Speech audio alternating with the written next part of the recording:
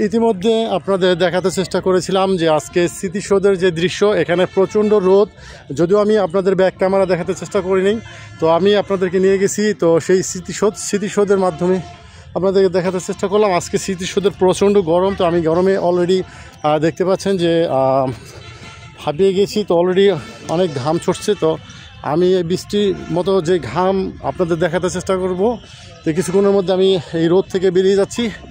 তো বেরিয়ে গিয়ে আপনাদেরকে নিয়ে যাব সেই অনাকাঙ্ক্ষিত সেই গেট, মেইন গেটে। তো আমি বের হওয়ার আগ পর্যন্ত আপনাদেরকে দেখাতে চেষ্টা করবো স্মৃতিসৌধের আজকের দৃশ্য। তো এই স্মৃতিসৌধের দৃশ্যটা আপনাদেরকে আবার একটু নিয়ে যাই।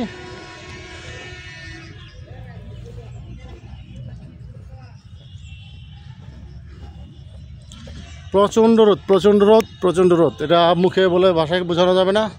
তো আমি এখন রোদের ভেতর দিয়ে আছি, পার হয়ে যাচ্ছি, মেন গেট দিয়ে বের হবো। তো এখান দিয়ে গেট বন্ধ, আপনারা দেখতে পাচ্ছেন, এটা হচ্ছে মেন গেট।